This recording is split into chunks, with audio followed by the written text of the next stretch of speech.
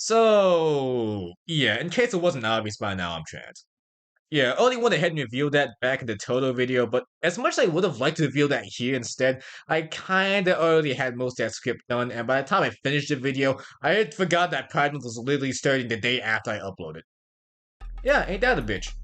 Anywho, considering that it is Pride Month and I still haven't gotten around to a video that's explicitly about being gay, well, besides that one about gay people music, but again, I had forgotten that Pride Month was a thing at the time of writing that, so yeah, it probably would have been a good idea to save the one till later, wasn't it? Anyway, yeah, upon my honor as a trans femme, it's about time I got to my first video explicitly about transes. That said, quick disclaimer for the like 2 to 3 trans masks in my audience at the time of making this vid, but like, as much as I'd like to make a video helping y'all out too, I'm not gonna lie to you. That's way out of my purview, so hopefully there's enough overlap in here to help, but for now, you're probably not gonna get much out of this video besides general fashion advice. So with all that out the way, what the hell even is boymoding? Simply put, boymoding is where you dress and act in ways that make you be perceived as more masculine, and girl moding is the exact opposite, where you dress and act in ways that make you be perceived as more feminine. Due to this, amongst trans femmes online, we have a subsection of people who've come to be colloquially known as boymoders. There's a whole lot of ways you can go about boymoding, but in the case of trans femmes who like keeping it ambiguous enough to let people know they're fruity, while also maintaining some level of plausible deniability, this usually manifests in lots and lots of baggy clothing, those usually being hoodies, sweaters, sweatpants, and whatever else have you. Of course, those aren't the only options, but when it comes to boymoding, the entire point revolves around looking as nondescript as possible in order to ensure that nobody suspects that you're trans. Because of this, however, I've noticed a problem that's becoming more and more prevalent amongst closeted trans femmes throughout the internet. Some of y'all just don't know how to dress. Of course, I'm well aware that people are free to wear whatever they want, and that some people just don't fuck with certain outfits no matter who wears them, but that's not the point I'm trying to make here. For me, my problem is that I've been seeing way too many people write off men's fashion as boring entirely, but exclusively wear Converse, Vans, sweatpants, hoodies, and maybe if you're lucky, a couple flannels depending on the weather. My problem isn't with people who dislike men's fashion. My problem is with people who spend years in the closet and yet still don't know how to dress and blame it on masculine clothing as a whole. But don't worry, I'm here to fix it. So ladies, gentlemen, and fellasmen, let me tell you how to put that shit on. Also, before we get started, shout out to FrugalAesthetic for the entire base of this video and some of the things that we talk about later, but first, what does it mean to have that shit on to begin with? As the name would suggest, the term is derived from the act of wearing or putting on clothing. However, in recent years, when someone's capable of putting something on, that means the outfits they make are often nice or otherwise fashionable. It's another variation of drip or having sauce or even the age-old term swag. Some people got that shit on, others, they don't. For example, let's take a look at JoJo's Bizarre Adventure. The outfits there might be unorthodox, but at the end of the day, that doesn't matter because they got that shit on. Having it on isn't just a matter of aesthetic, but also confidence and even charisma. JoJo, and the vast majority of anime characters in general, can get away with wearing the things they do because not only do the outfits usually look pretty clean, but also because they have the benefit of having enough confidence to punch out an orangutan and also look like they eat trend for breakfast. So, why does this matter? The two most important aspects of fashion are confidence and understanding. Confidence, the ability to wear an outfit with pride, and understanding, the ability to know what clothes go with what and use that information to make a cohesive fit. So with all of that finally out of the way, let's get into some boymoder classics. First off, we got the hoodie, or sweatshirt, or whatever else you want to call it, you know what it is. Sometimes it got a zipper, sometimes it doesn't, but whatever it is, it's usually baggy and or moderately oversized. Back in the early 2010s, if anything you wore didn't fit you absolutely perfectly, you get clowned on to the moon and back, but now, everyone and their fucking mama loves baggy clothing. And why do I bring this up? Because despite having a clear advantage in the fashion meta nowadays, people never go beyond finding things that actually go with the hoodie while boymoding. Now, let me put y'all on game. Hoodies, above all else, are known for their versatility. They can be comfy, fashionable, and again, go with just about everything all at the same time. I know people who hate polos, I know people who hate cargo pants, and I know people who hate jeans, but never once have I seen someone look at the hoodie and go, yeah, this shit sucks. All that is to say, it's hard to fuck up a hoodie, but don't make the mistake of thinking you don't have to try at all with a hoodie. You could very well throw a hoodie on over something and call it a day, but there's things you have to consider first. It's obvious stuff like color and graphics, you want to get funky with it, but there's more to it than that. How does it fit? How long is it? How tight are the cuffs? How tight is the waistband? How long are the sleeves? How do the seams line up on the hoodie? All of those things are something you need to consider when choosing a hoodie, but even then, after you do find a hoodie you like, you also have the problem of finding things to wear with them. The biggest problem with Boymoding fashion as we know it is that it's formed by people who have little to no understanding of regular fashion to begin with. One of, if not the most basic aspects of building a wardrobe is fit cultivation.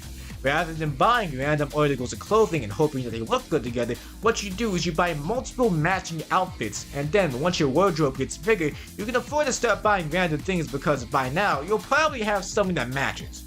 Instead, what we have now is an epidemic of people who were never taught to form their own sense of style because their parents picked out all of their clothing for them.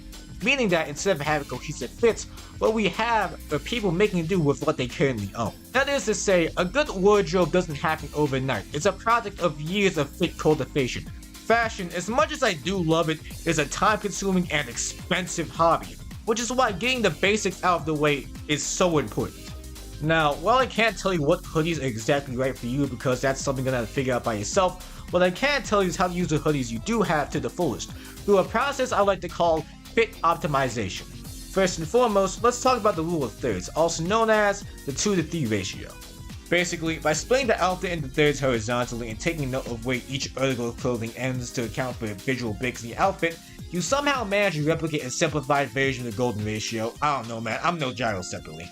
Basically though, what you do is you plan the outfits so the most interesting parts of each other naturally catch your brain's attention better, making it look more aesthetically pleasing without having to change too much. For example, take a look at the following characters: East Blue Zoro from One Piece, Chun-Li from Street Fighter Alpha, and Yuki Tsukumo from Jujutsu Kaisen. You wanna know why they got this shit on? Not only did the fits have colors that complement each other well, but the composition of the outfits scratches that itch for symmetry your brain is constantly feeling for, resulting in you perceiving the fit as more aesthetically pleasing. How you end up separating your fits is entirely up to you, but since we're talking about hoodies specifically, here's a few things that help change it up while keeping it mostly simple. First up, again, take into consideration how long the sleeves are and where the waistband hits the body and how tight either of them may be. Depending on the hoodie you've got, you can create a visual break with both those things alone and you don't have to rely on any other accessories to do it. Second off, and this is a more general fashion thing, color blocking. As the name suggests, you can break your outfit down to distinct blocks of color that complement each other. I'm not gonna lie to you and say I'm an expert in color theory or anything, I mostly just go off of vibes whenever I design my OCs and outfits, but there's a few websites out there to help you find complementary colors, so just saying, it might do you some good to go check those out. But in terms of monochromatic fits, what I can tell you is that the key is to use the same color. However, in order to keep it looking good, you have to use different shades. If you're wearing all black, consider throwing on some really dark gray or something more wash alongside your darkest stuff so it doesn't look too samey. But all this talking begs a question. Oh, I never thought I'd get this far.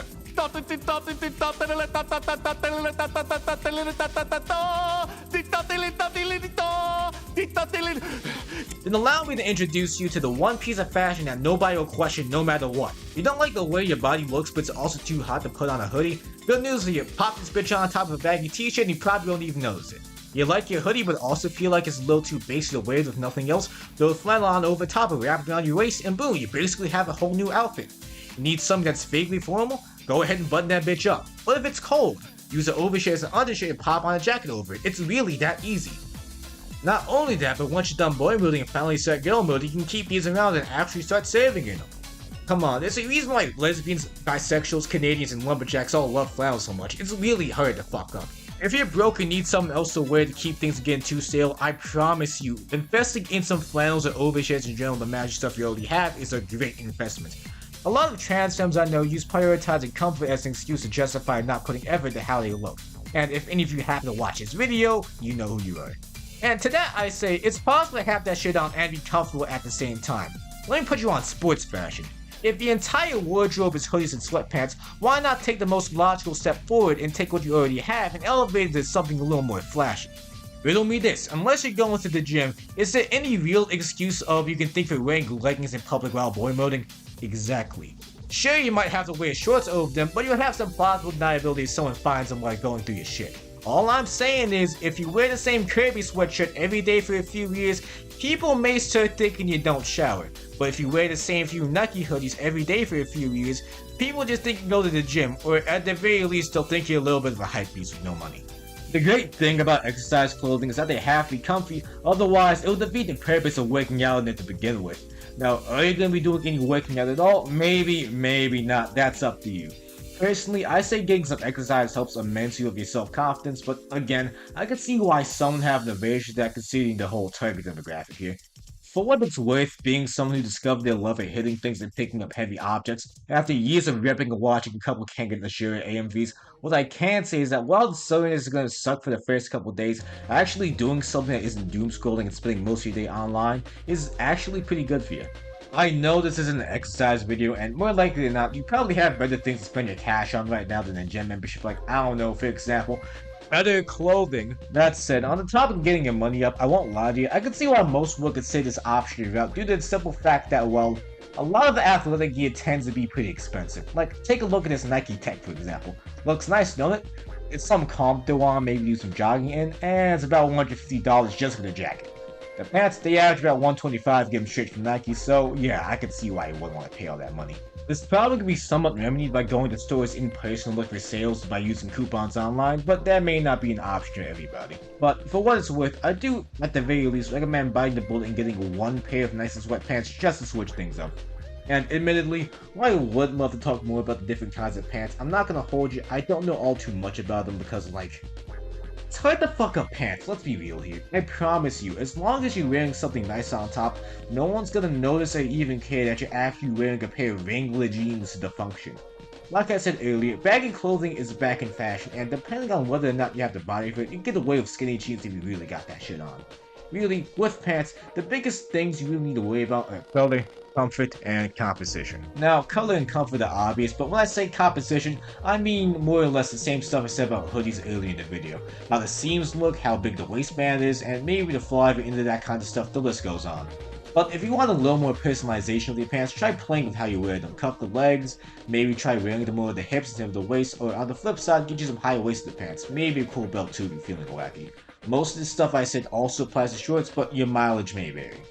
As for discovering your own style while incorporating elements of boymoding, as unfortunate as it may be, that's really something I can't do because, well, everyone's sense of fashion is different. But for what it's worth, as someone who's big into streetwear, here's some aspects of more traditionally masked clothing that I think most people sleep on while boymoding. First and foremost, full jackets. Much like the overshirt, the cool jacket is something nobody takes into account because nobody registers it as traditionally masculine rather than just being cool in the unisex way. Just think about it. If you see somebody with a cool bomber jacket with an Eastern dragon on the back over top a hoodie, your first thought isn't, oh my god, they're secretly transgender, but instead it's, oh my god, this guy's probably kind of a weeb, but also that jacket's sick as hell. Cool jacket is something I feel like a lot of people overlook for one reason or another, and frankly, I really don't get why. Take any fictional character you know and then imagine them with a jacket on. Any jacket.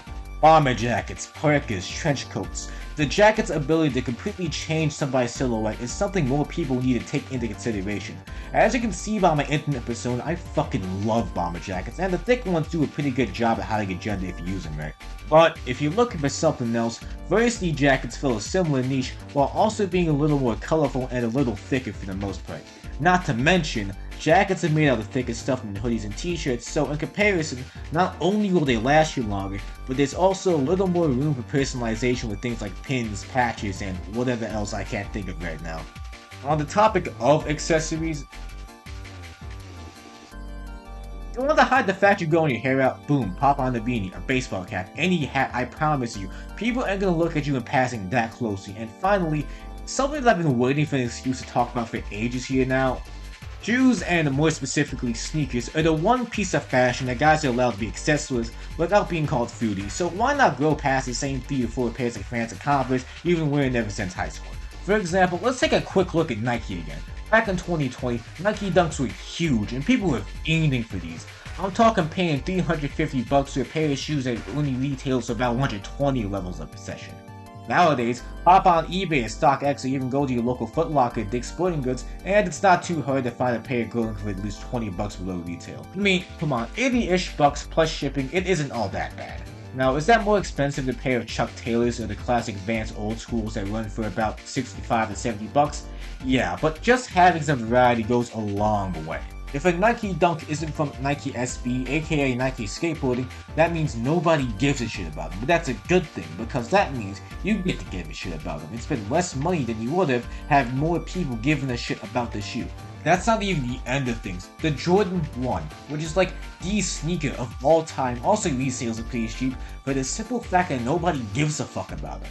It's always the Air Jordan 4s and the Jordan 11s getting all the hype these days, but the 2s, the 5s, the 6s, nobody cares. Don't even get me started on Air Maxes. There's some absolute steals out there if you know where to look. Oh, and men and women's shoe sizes? Complete bullshit. For my Americans in the audience, let me put y'all on game. If you're going for men's or women's, go 2.5 sizes up. If you're going for women's or men's, go 2.5 sizes down. If you have a shoe that goes in both sizes in the opposite gender's version, just so happens to be cheaper, buy it. Nobody's gonna look inside your shoe just to make sure it lines up with your assigned gender at birth. Really, you can apply this logic to clothes in general, although it is definitely easy to pull off when it comes to shoes, but I digress. For me, at least, a decent pair of shoes can take an alright outfit to a pretty good outfit without having to change anything else. If you want to catch a few more looks, consider swapping out those beaters for a clean pair of Air Force 1s or a neutral pair of Jordan 1s. And for those of you who don't get fashion because hype culture is stupid, arbitrary, and doesn't really make sense, yeah, I agree with you, completely. At the end of the day, it's all artificial scarcity bullshit, but that's kind of the beauty of it. Yeah, well, all the cool stuff usually gets snatched up by scalpers, and the few things that don't end up still costing loads of money, that makes it all the more exciting to find something you like for relatively cheap, all because people chose to sleep on it. Well, usually at least anyway. I guess the biggest thing I've been trying to say throughout this entire video is that fashion, as stupid as it can be sometimes, can be a form of self-care. If you want to be happy with how you look, taking care of yourself is pretty high up there in the terms of priorities. At least that's what I like to think. If you want to look good, before you even put any clothes on, you need to brush your teeth and take a shower first, otherwise no one's going to want to be around you to begin with. And even if you do look good and wash regularly, you gotta take care of your clothes too, because if they smell or look raggedy, that undoes all the work you did trying to wash up. It's not just about feeling good, although that definitely can help.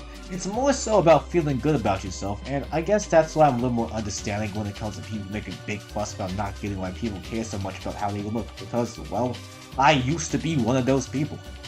Like, again, shoes. Most people don't care all too much about maintaining them, and while shoes are meant to be worn, that doesn't mean you can't take care of the things you own to make sure they last longer.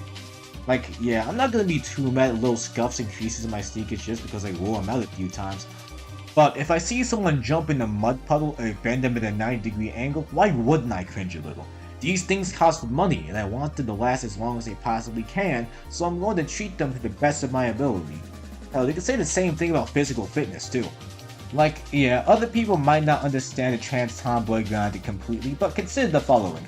I like being alive, for the most part anyway, and I need a body to do that, and since exercise is good for the body, the least I can do is take care of it the best I can.